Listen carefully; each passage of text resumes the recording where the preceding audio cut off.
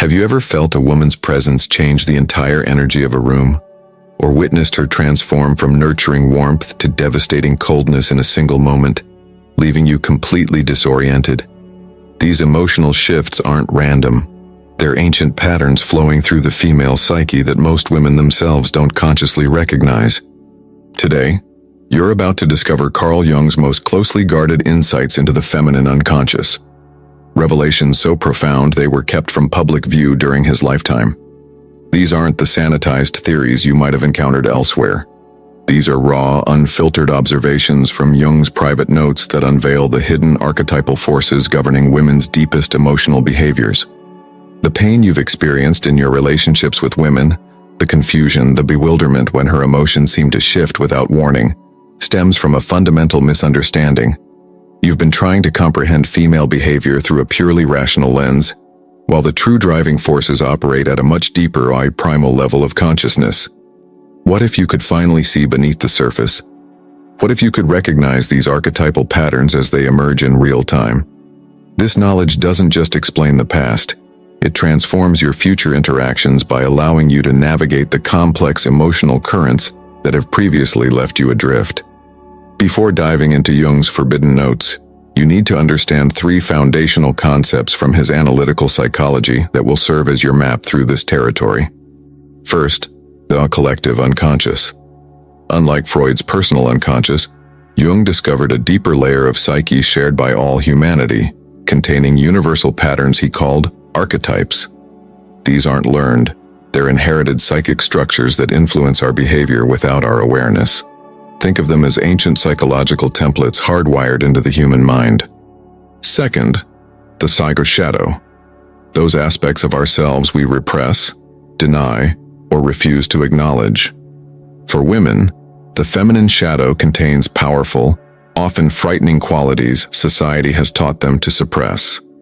When a woman hasn't integrated her shadow, these forces don't disappear. They operate autonomously, often sabotaging relationships in ways that seem inexplicable from the outside. Third, the animus.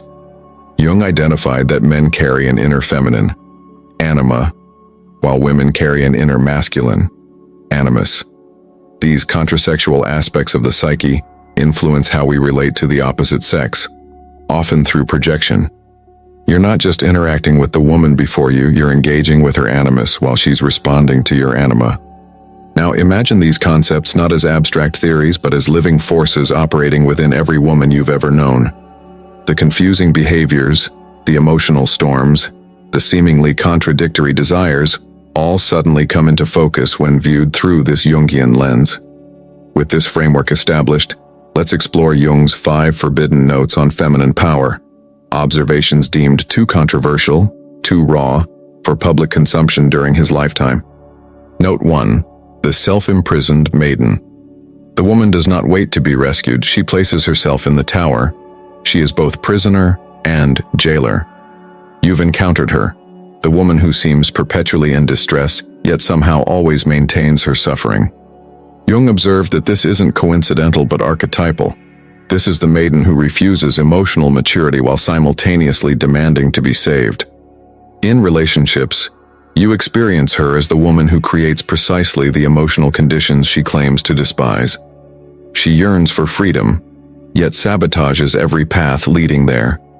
She seeks a partner who will understand her completely, while ensuring that remains impossible through constant emotional shape-shifting. Jung noted that this archetypal pattern emerges when a woman's relationship with her own inner masculine, animus, remains undeveloped. Without this inner counterbalance, she becomes trapped in emotional adolescence, positioning men as either inadequate saviors or oppressive captors, sometimes both simultaneously. You've felt the exhaustion of trying to rescue someone who secretly rebuilds her prison each night. This isn't manipulation in the conscious sense. It's an archetypal drama playing out through her, with you cast in a role you never auditioned for. The maiden's power lies in her ability to extract emotional energy, attention, and resources while remaining in a perpetual state of unfulfillment. Her complaints become a form of control, her dissatisfaction a leash. And you, in trying to solve an archetypal pattern as though it were a practical problem, find yourself increasingly depleted. Jung observed that this pattern continues until the woman confronts her own responsibility in creating her circumstances, a recognition that often only comes through painful loss or crisis. Note 2. The devouring mother in disguise. She who overprotects, who nurtures to the point of suffocation, in truth, fears abandonment above all else. Here we find the mother who nourishes with poison, who tames everything around her so she will never be left. This archetypal pattern manifests in the woman who loves so completely, it leaves no room for breath. Her care becomes confinement, her attention a form of surveillance. You've experienced her as the partner who must know your every thought, who dissolves boundaries under the guise of intimacy, who makes herself so essential that separation becomes unthinkable. Jung recognized this as the shadow aspect of the mother archetype, the nurturing force turned possessive and consuming. She doesn't merely want to care for you, she needs to become indispensable. Her greatest fear isn't that you'll suffer, it's that you might thrive without her. In relationships, this manifests as the woman who creates subtle dependencies, who responds to your growth with concern rather than celebration, who finds emergencies that require her intervention whenever you begin establishing autonomy. The insidious nature of this pattern lies in how it disguises control as care. You find yourself grateful for the very things that diminish you. You mistake her fear for love, her need for devotion. The emotional enmeshment feels like closeness while actually preventing genuine intimacy. This archetypal pattern is particularly powerful because it operates through love rather than conflict. The devouring mother doesn't drive you away, she absorbs you. She doesn't attack your boundaries, she lovingly erases them. And in doing so, she unknowingly recreates her deepest fear. For in making herself essential rather than chosen, she ensures she'll never know if she would be loved for herself alone. Jung noted that this pattern often emerges in women who experienced conditional love in childhood, creating an unconscious equation between care and control that plays out in adult relationships. Note 3. The narcissistic shadow. It is beauty that demands worship. The woman who unconsciously feeds on the suffering of others to feel alive. The emotional power here is ritualistic. She seduces, then withdraws. The pain of the other validates her existence. Perhaps the most destructive of Jung's observed patterns, this archetype manifests in the woman whose sense of value depends entirely on her effect on others. You've encountered her as the partner who seems almost supernaturally attuned to your desires at first, mirroring your every preference, only to transform once attachment is secured. Jung recognized this as a manifestation of unintegrated narcissistic elements in the feminine psyche. When a woman's worth has been placed primarily in her desirability rather than her authentic self, she develops an unconscious pattern of seduction, followed by devaluation. The cycle is predictable yet devastating. Intense idealization where you feel uniquely seen and chosen, followed by a gradual or sudden withdrawal that leaves you questioning your own perception. Did you imagine that initial connection? What changed? The answer lies not in your behavior but in the archetypal pattern playing out through her. The narcissistic shadow requires constant validation, but paradoxically, easily obtained attention holds no value. Only by creating emotional scarcity can she verify her power. Your steady devotion becomes boring. Your pain becomes proof of her significance. She needs to witness her ability to affect you, positively or negatively, to feel real. What makes this pattern particularly confusing is its inconsistency. Moments of genuine warmth and connection alternate with inexplicable coldness. You're never allowed to completely give up hope, as this would end the cycle that feeds her fragile sense of self. Jung observed that this pattern continues until a woman develops a sense of intrinsic worth, independent of external validation, a transformation that requires confronting the painful emptiness she's been avoiding through these cycles of emotional conquest. Note 4. The priestess of silence. Here we speak of the woman who manipulates through emotional withdrawal. When wounded, she does not confront, she disappears, and in the void she commands.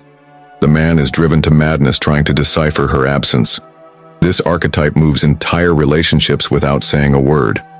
You've experienced her as the partner who responds to conflict not with engagement but with absence. A disagreement occurs, and suddenly she's emotionally unreachable. No anger, no tears, just a profound withdrawal that creates a vacuum you feel compelled to fill.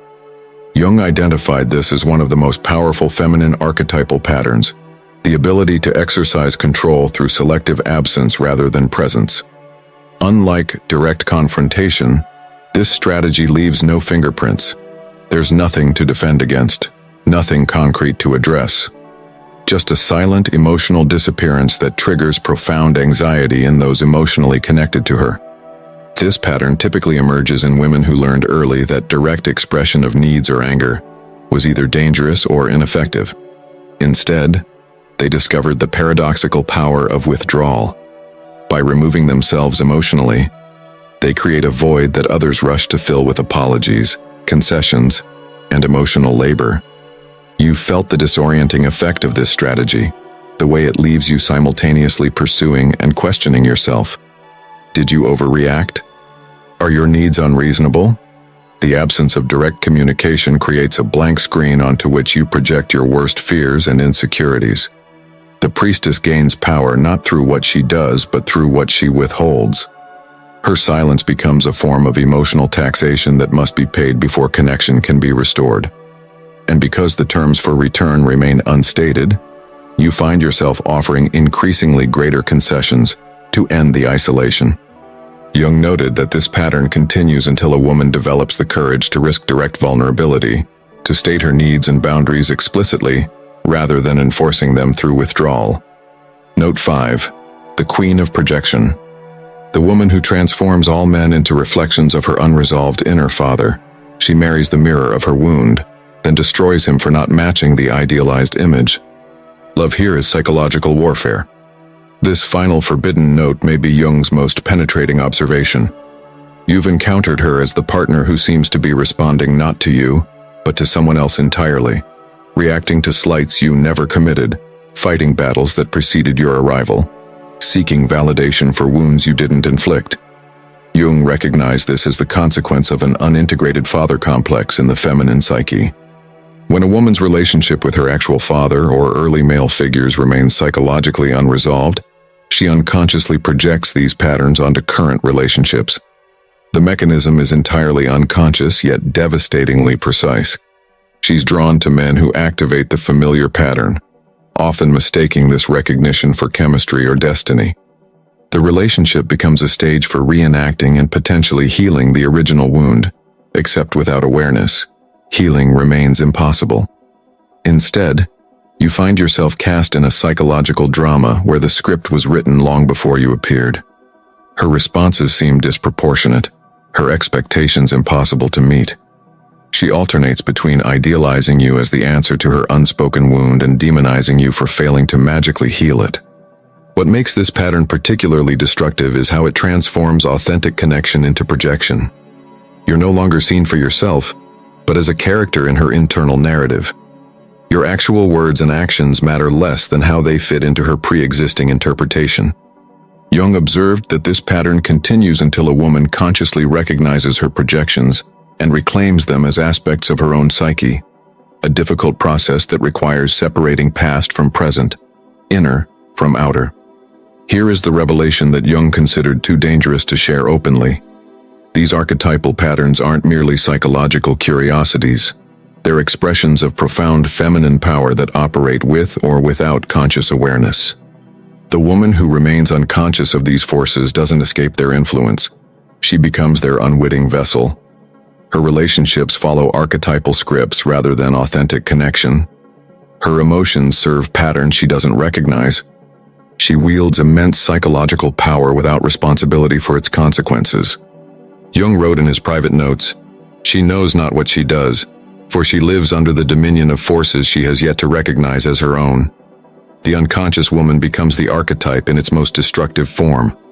The moment of awakening, when a woman realizes, "I am not a victim but the unconscious architect of my chaos," represents both a collapse and a breakthrough. It's a psychological death and rebirth.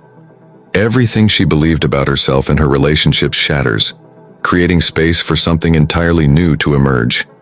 This revelation applies equally to you as you interact with these archetypal patterns. The confusion and pain you've experienced in relationships with women isn't merely personal. It's archetypal. You've been engaged not just with individuals, but with ancient psychological forces operating through them. Understanding these patterns doesn't mean you should avoid women or become cynical about connection. Rather, it allows you to recognize when an archetype has taken precedence over authentic relationship. It enables you to respond to the pattern rather than being unconsciously manipulated by it. Now that you've glimpsed these forbidden insights into the feminine unconscious, how does this change your understanding of the relationships that have shaped your life? Those moments of confusion, those painful cycles, those inexplicable emotional shifts, all suddenly come into focus when viewed through Jung's archetypal lens. This knowledge transforms your perception in two profound ways. First, it depersonalizes the pain. The confusing behaviors you've encountered weren't directed at you specifically. They were archetypal patterns playing out through relationships. Second, it empowers you to break cycles that have previously seemed inevitable. When you recognize the self-imprisoned maiden recreating her tower, you're no longer compelled to play rescuer in a drama that can have no resolution. When you sense the devouring mother's care becoming confinement, you can establish boundaries without guilt. When you identify the narcissistic shadow's cycle of idealization and devaluation, you can step off the emotional roller coaster before it crashes. Most importantly, this understanding allows for genuine compassion, both for the women in your life and for yourself. These archetypal patterns emerge not from malice but from unconsciousness. They represent not personal failings, but collective psychological inheritances that have shaped feminine experience for millennia. The truly transformative potential of Jung's forbidden notes lies not in using them to categorize or judge women, but in recognizing these patterns as they emerge in real time, creating space for more conscious, authentic connection. Have you recognized these archetypal patterns in your own relationships? Which of these forbidden notes resonated most deeply with your experience? Share your thoughts in the comments below. If this exploration of Jungian psychology illuminated something in your life, give this video a like and subscribe for more insights into the hidden dimensions of human behavior. And don't miss our previous videos on masculine archetypes and the integration of the shadow self. Remember, awareness is the first step toward transformation. The patterns you now recognize lose their unconscious power, opening new possibilities for genuine connection beyond archetypal scripts.